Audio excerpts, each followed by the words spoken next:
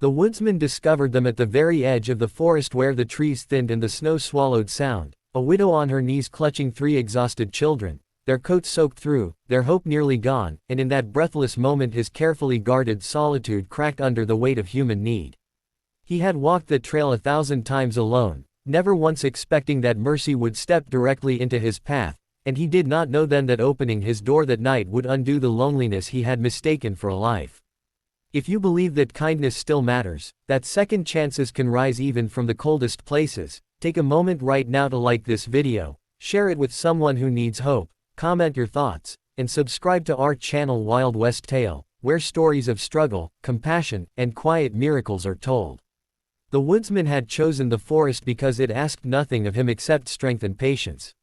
Years earlier, when the world beyond the trees had taken everything he loved, he had retreated into the mountains with an axe, a few tools, and a heart sealed shut by grief. He built his cabin log by log, each swing of the axe a way to silence memories that refused to fade.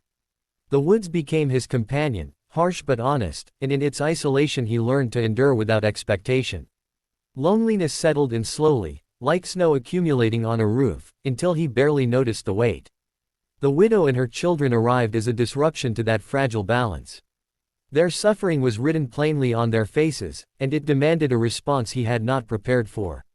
He brought them into the cabin without words, stoked the fire higher, and gave them what food he had.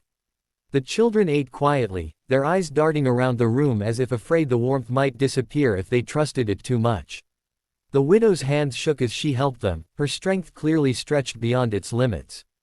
The woodsman felt awkward in his own home, unsure where to stand, unsure how to be around lives that still needed something from him. The first nights were tense. The wind howled outside like a warning, and the cabin seemed too small for so many souls. He slept lightly, listening for movement, for trouble, for the sound of regret. He told himself this was temporary, that they would move on when the weather broke. Yet each morning he woke to the sound of small footsteps and the sight of the widow quietly cleaning, trying to repay shelter with usefulness. It stirred something uncomfortable in him, a sense of responsibility he had long buried. The forest did not ease its grip just because he had opened his door. Winter deepened, trapping them together in a world of white and shadow. Food grew scarcer, and the woodsman pushed himself harder, hunting longer, cutting more wood, ignoring the ache in his bones. His challenge was no longer surviving the wilderness, but surviving the presence of others without retreating into himself. He struggled with the urge to withdraw, to close off, to remember why he had chosen solitude in the first place. The children, however, saw him differently. To them, he was not a man hiding from pain but a towering figure of safety in an unpredictable world. They watched him work, followed him at a distance, and slowly filled the cabin with small signs of life. A wooden carving left on the table. Boots neatly lined by the door. Laughter, hesitant at first, then freer, echoing softly against the log walls. Each sound chipped away at the silence he had built around his heart. The widow carried her own burdens quietly. She had lost not only her husband but the future she believed in. Every decision she made was weighed against the survival of her children, and accepting help was a wound to her pride. Yet she could see the strain on the woodsman's face, the way his isolation fought against his compassion. She offered no promises, only gratitude and effort, understanding that survival sometimes depends on unspoken agreements. As weeks turned into months, something began to change.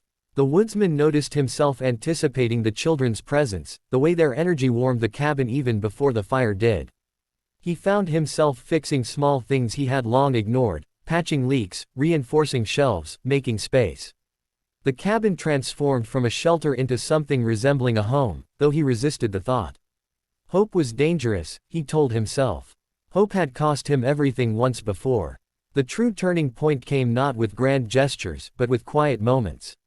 One evening, after a long day battling the cold, he returned to find the children had cleared a path to the door, their small hands having worked until they were numb. Another day, he discovered the widow had mended an old coat he had worn threadbare for years. These acts were simple, almost invisible, yet they struck deeper than words ever could. They showed him that he was not merely giving, but receiving. His greatest struggle was confronting the fear he had avoided for so long, the fear of losing again. Every smile, every shared meal, every growing attachment felt like a risk. The forest had taught him how to endure alone, but it had not prepared him for the vulnerability of connection. He wrestled with this silently, chopping wood with more force than necessary, walking farther than he needed to, trying to outrun the truth that his heart was reopening. The children, unaware of his inner battles, continued to reshape his world. They brought curiosity into his routines, asked silent questions with their eyes, and filled the long evenings with warmth.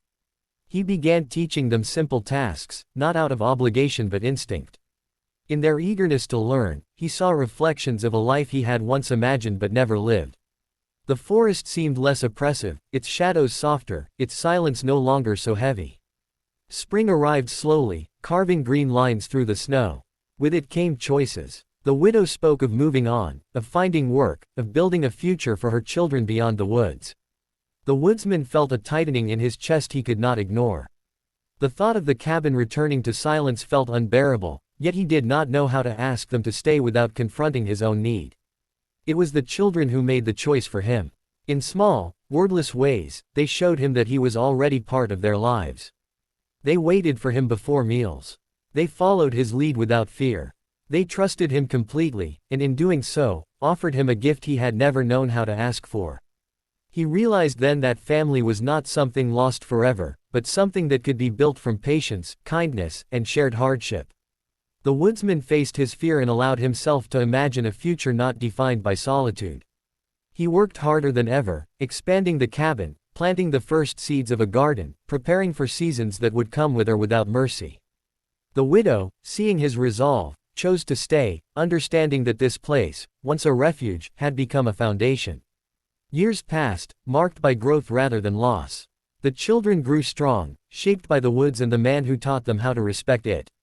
The cabin echoed with life, with shared labor and quiet evenings by the fire. The woodsman, once defined by what he had lost, found himself defined by what he had built. The forest remained wild, but it no longer felt lonely. Near the end of his journey, as he watched the children, no longer children at all, move confidently through the world, he understood the truth he had resisted for so long. Shelter had turned into belonging. Mercy had turned into family. The widow and her children had not simply changed his life, they had given it meaning. If this story touched your heart, if it reminded you that even the most broken paths can lead to love and purpose, please take a moment now to like this video, share it with someone who believes in hope, and subscribe to Wild West Tale to keep these stories alive.